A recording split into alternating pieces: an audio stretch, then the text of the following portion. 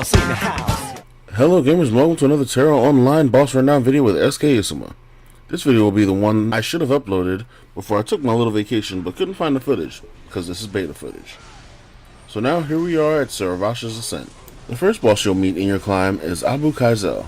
Kaizo does not have many attacks, but the ones he does have pack quite the punch. His attacks consist of a radial rising slash in which he spins the axe jumping into the air in a sweeping motion. This is considered an AoE and has a medium red circle around the impacted area. His regular axe slam attack, which hits the entire length of red outline in front of him, and a fan swinging motion that fans the entire area in front of him. The next attack to watch out for is his radial ground swing. This one is similar to the rising slash, but his feet don't leave the floor, and his attack hits a wider area. At 70% health, he'll run behind the spawn point and summon minions, all while powering up. This seems to give him a new attack. This new attack is what seems to be him lifting his arm after reaching for something at his side and tossing it. This lets out a linear sonic wave. He only does this move after he powers up, so in the beginning of the fight it's not much to worry about. That pretty much covers most of his attacks. He's a pretty easy fight in regards to all this.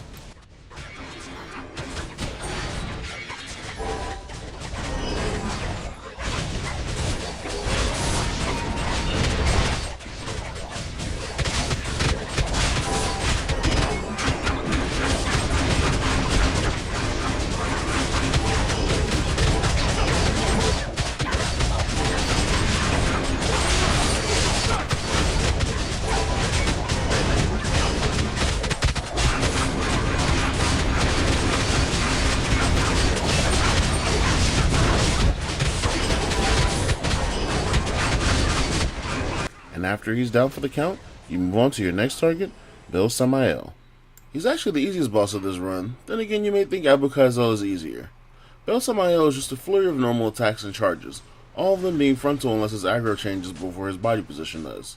If the tank can keep aggro and the DDs can keep up dodging, this fight will be over before you know it.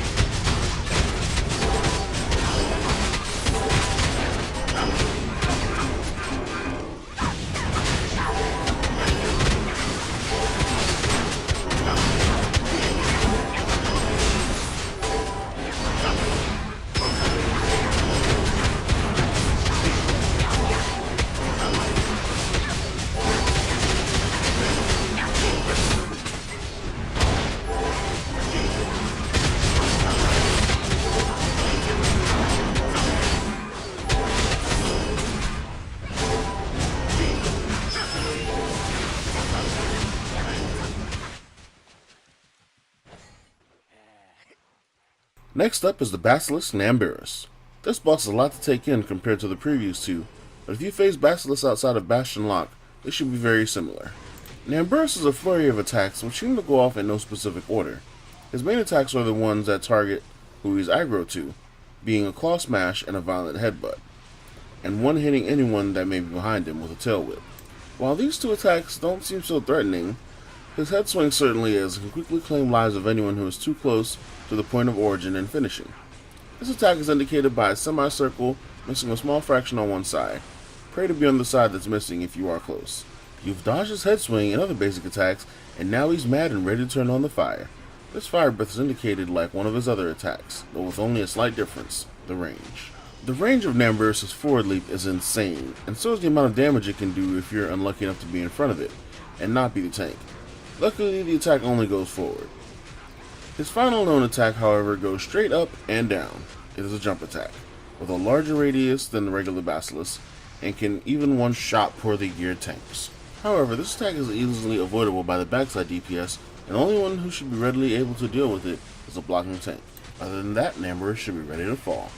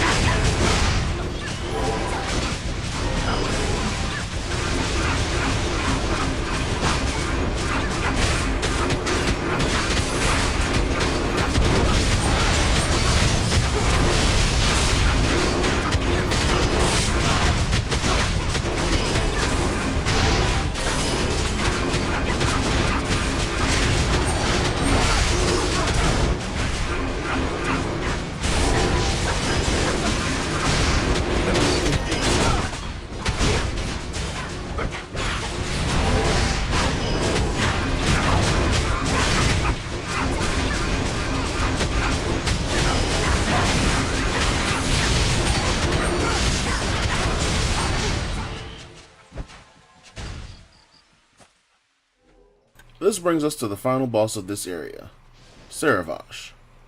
Saravash is one of the most insanely mobile bosses I've ever seen in an MMORPG for his size. This quadruped boasts both attack and speed as he runs you around the field. In all of my runs through this dungeon, this boss's favorite attack seems to be those 3 grenades he chucks out every few seconds. This animation is easy to spot because he puts away the axe on his right hand and reaches into his side for this attack. This is the only attack where he has this animation, and if you're in the tank, you don't need to be in front of him when he does this attack, as it is usually aimed in front of him at a slight arc. He also covers his side and backside with attacks. His side with wide swipes that usually reach a DPS or healer in range, and his tail whip, which can happen randomly and usually finds a target even within its small range. His most notable attacks are forward fanning AoEs, both of which can cover a wide range and have the ability to knock back and down. These attacks are plainly obvious and should be dodged in preference to any skill being used, as they could result in death for a DPS or healer. As I mentioned, Saravash is very mobile and will perform 3 jump attacks that usually land him back in starting position. Each of these jumps are especially dangerous to the DPS because the damage they inflict is very high. He also jumps back once in a random position. This also poses great threat to DPS mid-cast because the position is always behind him. His most dangerous attacks are the ones for the tank to decide how to deal with. In one instance, he puts the axes on his back and begins punching the ground charging forward. Each step can be blocked, and each punch can be blocked. The question lies within the tank if they have enough mana or guard meter to hold out until he's done. If not, dodge. The move gives you enough time to resituate yourself. The other move he uses, he stabs both axes into the ground and unleashes shockwaves that travel down a specific line. This is very dangerous to the tank because if they block, they're going to take the hit from the initial stab and at least one of the shockwaves.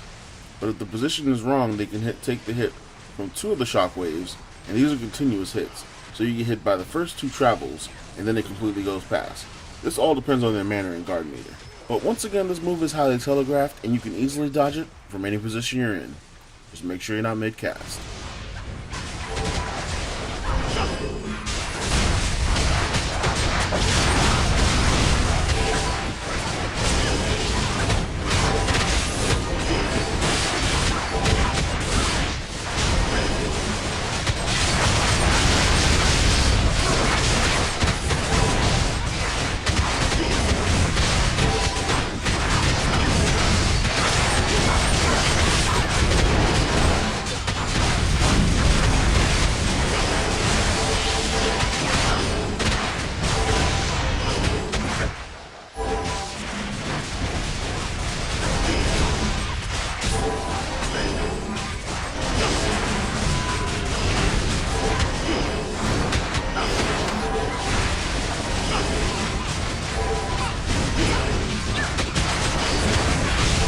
After wrestling with this baddie, that's the end of the dungeon. Once again, thanks to those of you that watched my videos. Thank you for the support. Thanks for subscribing. I'm at 40 subscribers now, so hopefully I'll continue to grow. For those of you new to the channel and to the game, like and subscribe. Hopefully you find my videos informational and helpful. Peace. What if I say I would never surrender?